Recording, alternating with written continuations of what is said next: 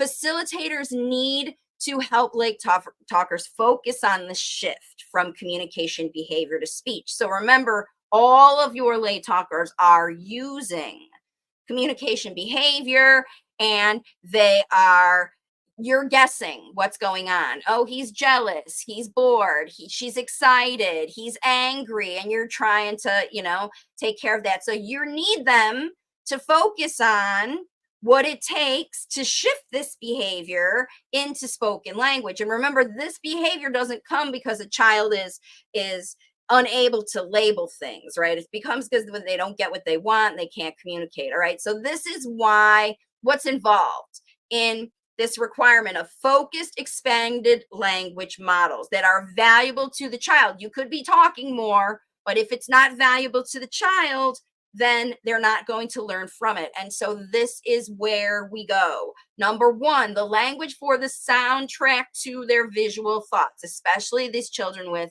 virtual autism. If your child's a visual learner, they're making shows in front of their face. They're building visuals that they miss from all that stuff. Whatever they're thinking about and doing, that's the expanded language models that they need, the soundtrack to their visual thoughts. And number two is technical vocabulary and explanation, not just what is it, why is it called this, what is it used for, why is it something you can have or not. The explanation for every idea. Oh, let's try to stick a fork in the light socket. Ooh, not a good idea, right? All the technical reasons and explanations that ideas are good, ideas are not good, why we can explore more of them. And then number three is the problem solving and negotiation, because remember, these children are already using nonverbal language to negotiate with you. If it's the scream, if it's the grab it out of your hand and run out of the room, they're telling you that they want a different contract or they're not willing to follow the rules. And these are the problem solving and negotiation skills that you will be doing all through your day. You'll be teaching the language needed for these.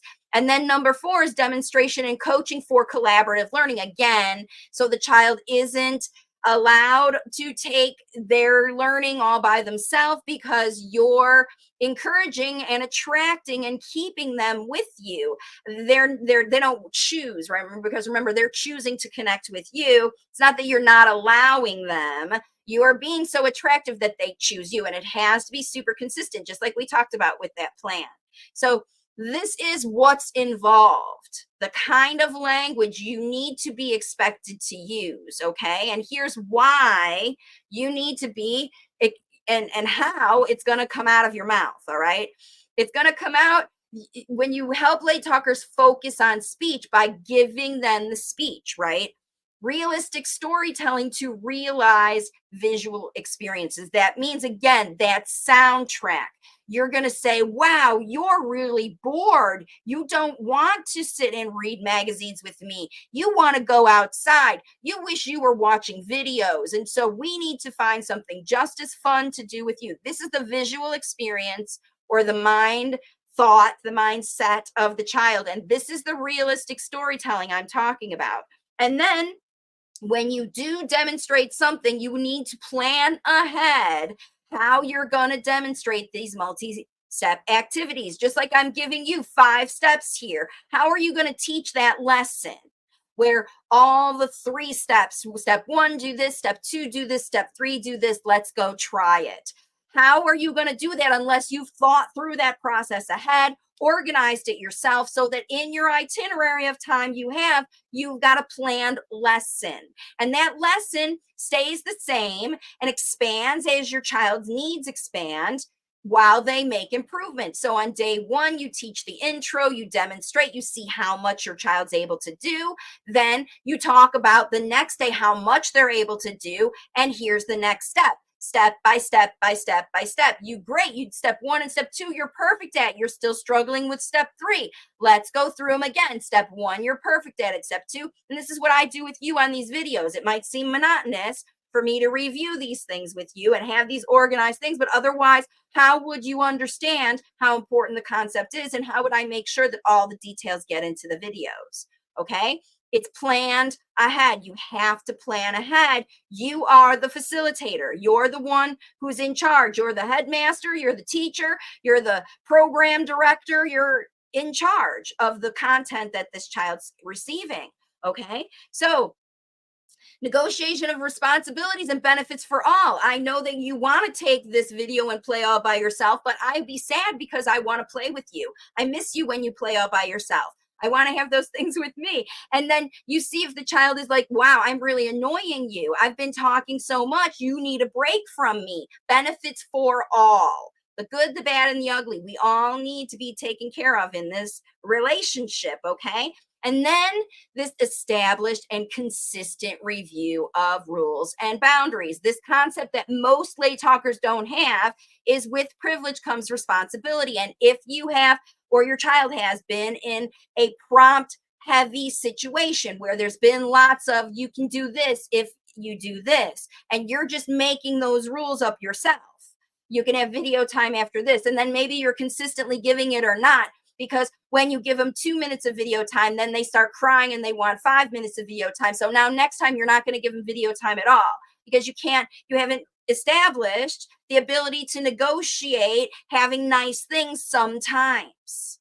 Okay. And this comes from children that are prompt dependent. They're so busy focused on when can I get that reward and how long can I keep it, that they're not learning from their everyday experiences. And this is why the concept of with privilege comes responsibility, and also with responsibility comes privilege. So that's usually what you're saying is otherwise with responsibility comes privilege. You're usually putting that first. But the reality is you're already giving the privilege, but you're not being consistent with the responsibility, potentially. This is what's required. Like I said, if you're struggling, these could be things that you need to change. Okay. Now I've got to give you some strategies in order to do this. And so this is how you're going to provide better speech and language models than you are right now. And number one is you're going to talk more slowly with age appropriate language models. Don't talk down to your child's expressive language level, talk above it. Just speak slowly and carefully so they can understand everything that you're saying. And if they look at you with a confused face, then just repeat yourself and explain it again. Don't underestimate these kids. This is their biggest problem, and they need someone, their facilitator, to give them more language to learn from.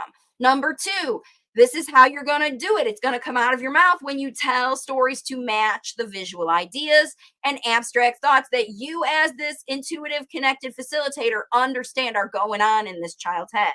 You watch them play with things, you see them react to situations, even you know what's going on in their mind, and you have to start telling more stories.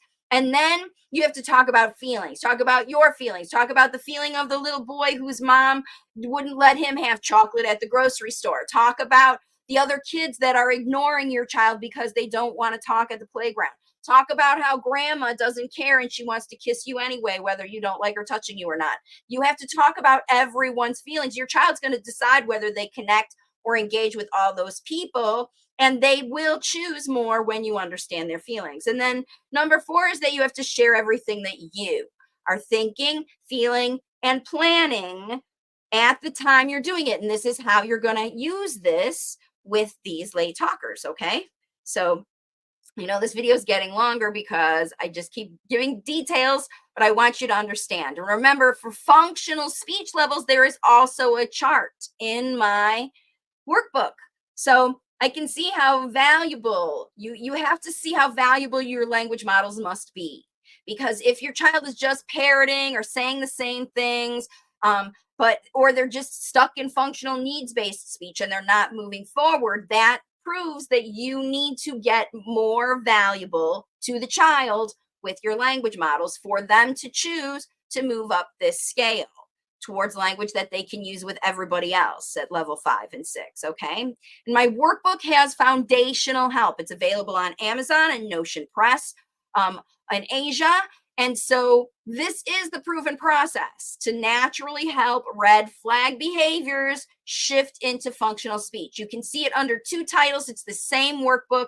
It's just available different places in the world because of monetary stuff and Amazon. So look for the workbook. The link is in the description of this video if you want.